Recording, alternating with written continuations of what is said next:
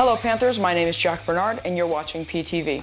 The GSA is currently looking for new members to join an ever-growing and accepting community. Meetings are on Wednesdays at 2:30 over Zoom.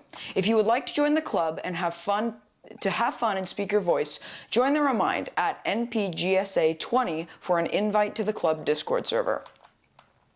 An important CVUSD family survey was sent via email to all families this week. One survey will be sent to families for each CVUSD student. Families are encouraged to stay on the lookout for this important piece of communication and to fill it out when received. All students in grades 4 through 12 will receive a future, separate student survey to complete and share their feedback with the district. District staff will also receive a future separate staff survey to complete. At this time, the nature of the survey is unknown, but we can infer it is in regards to the current and upcoming reopen and redesign plans. Before we continue, a special report regarding the LCAP discussed at the last school board meeting. On Tuesday, September 29th, the district submitted the TK through 6 waiver to Ventura County Public Health for approval.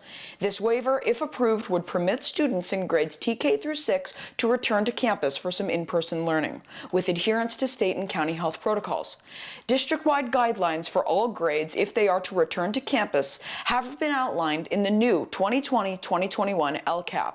The Learning Continuity and Attendance Plan, or LCAP for short, is a document produced by district staff to outline procedures, guidelines, and policies for the new school year. As you can imagine, this year's is particularly important.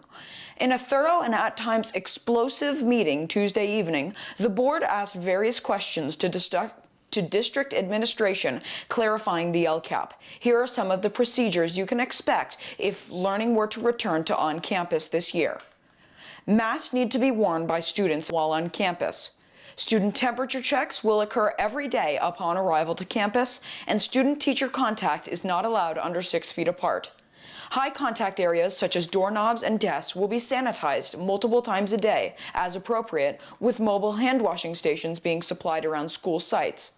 Traffic will be directed with floor arrows to flow in one direction, and lunches will be pre-packaged to reduce contact. CVUSD Superintendent Dr. Mark McLaughlin made it very clear that this plan is designed to accommodate preschool through 12th grade, if and when they are allowed back on campus. Students should be reassured that the district is trying their very best to take the appropriate steps to move learning back on campus when it is safe to do so. Student welfare and safety is always first of mind at CVUSD. Student board member Addie Craig brought up some concerns regarding district-provided Chromebooks and Zoom.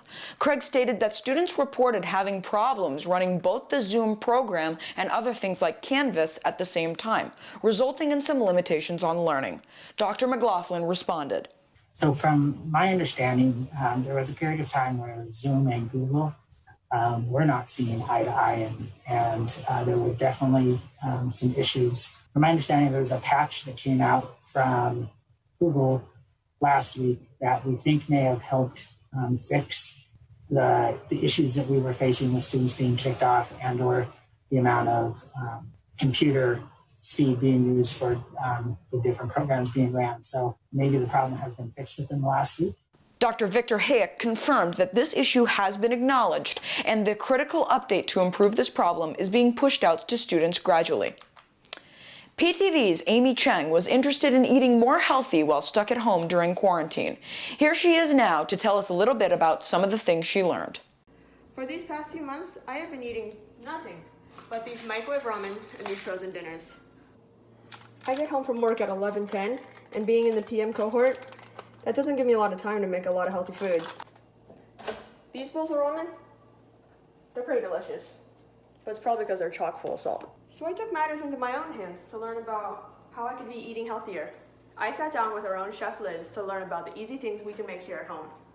Well, I came up with 2 healthy options for you. And the great thing I like about these options is both of them can be made into vegetarian options or vegan options. So I made just a very generic kind of turkey sandwich. To make it a little bit more healthy, I went ahead and got some whole grain bread that was also only 45 calories a slice, but then put mustard on for a little bit of a tang. And then I went ahead and found some, we did turkey on our sandwich, so sliced turkey. It's lean, and so it's not a lot of calories. I also picked a low sodium one. And then I put on lettuce and tomato. And then for a little bit of added extra substance, I added avocado. It gives it kind of that creamy texture that mayonnaise would give you. So I actually omitted mayonnaise. You can add salt and pepper to taste if you want to.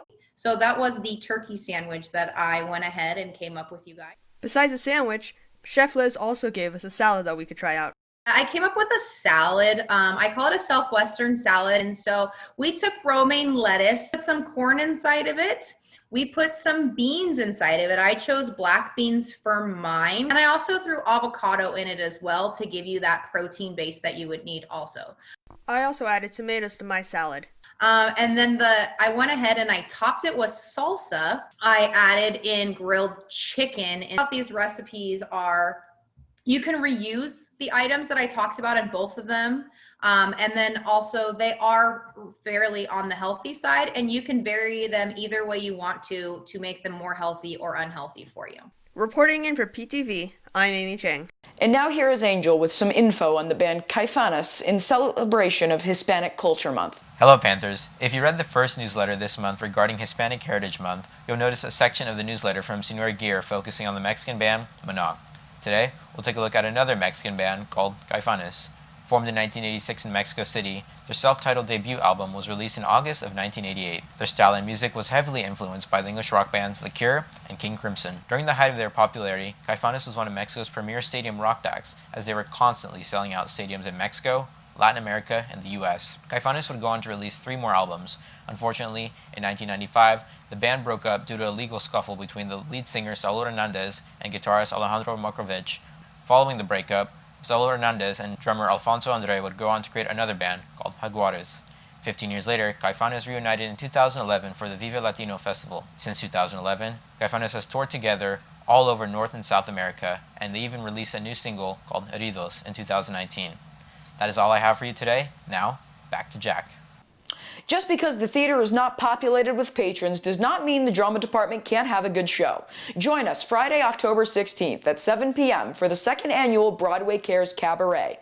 This event directly supports the Broadway Cares Foundation, dedicated to helping those living with AIDS and others in need of medical services. The event will be held virtually and is free to watch. Students from NPHS and performers from around our community will be performing virtually on the live stream for your enjoyment. If you would like your performance featured, please email Gus Gress at 120703@learn.conejousd.net to submit a recording. That's all we have for you today. Thank you for listening. I'm Jack Bernard. We'll see you next week.